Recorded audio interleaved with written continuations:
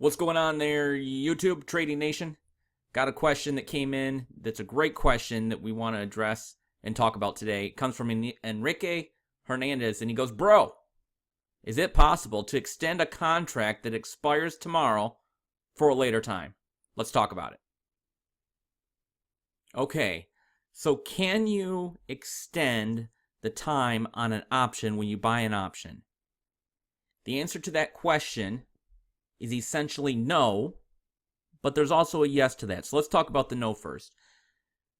No, you cannot extend the duration of an option.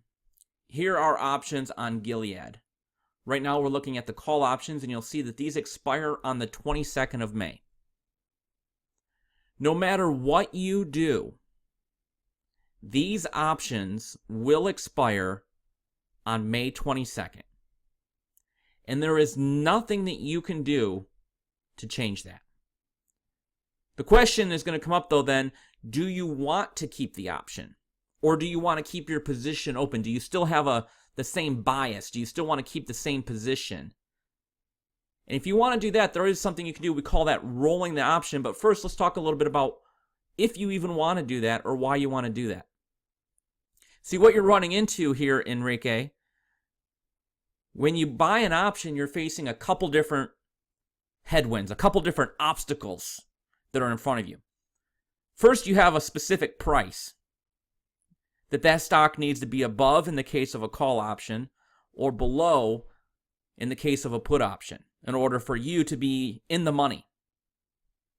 But then you have another challenge in front of you, is that you also have a time deadline.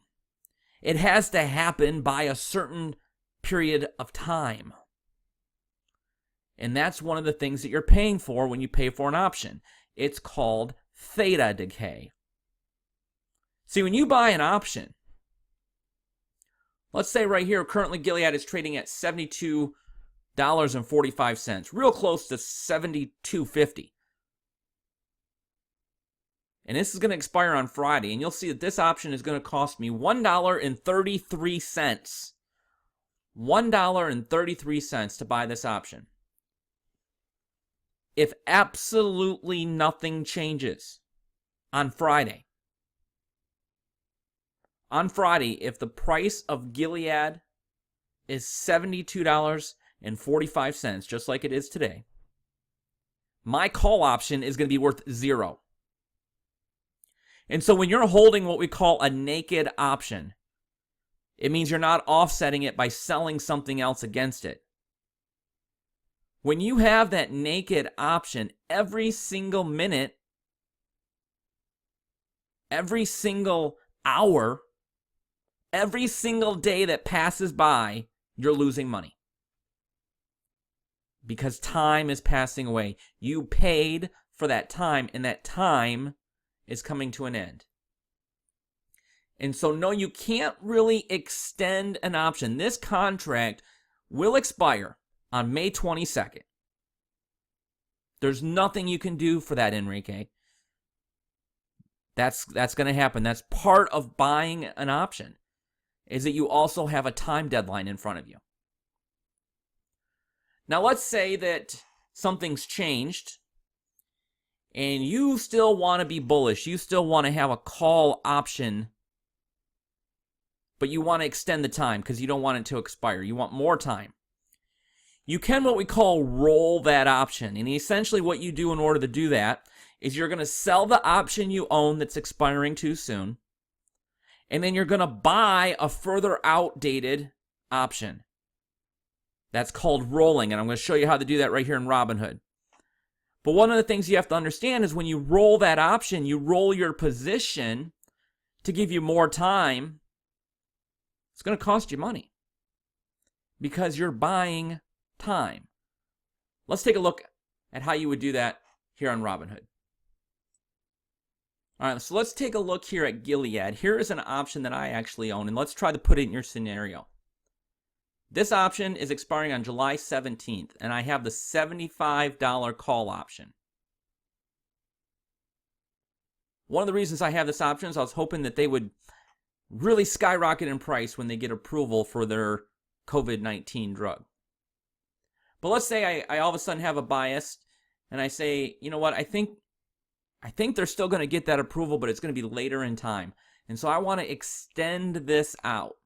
What you would do in here, you see I own this call, so we're going to sell this one. Sell the 75 call. Click on that. And now we're going to go up here and we're going to pick something way out farther. Say I want to go to November. All the way out to November. Now you see I have a few options. If I want to keep the 75 strike, that's currently trading at $6.18. I could also go down in price, which is going to cost more money. Or I could go up in price, which is going to be less money. And you'll see right here there's an $87.50 call selling for $2.78. This one expires in November. So if I wanted to essentially trade my 75 call, which expires in July, for an 87.50 call, now that means the price has to go up quite a bit longer, but I'm going to get more time as well. If I wanted to do that, click here, you'll see I want to not sell that. Sorry, I want to buy that. I'm actually going to get a little bit of money back. I'll get 43 cents back. And essentially, I would roll my position out. But let's say I didn't want to go that high up in price. I still wanted to stay at the 75. So I have to buy the 75 out here in November. Click that. You see, this is going to cost me $2.98. Click continue.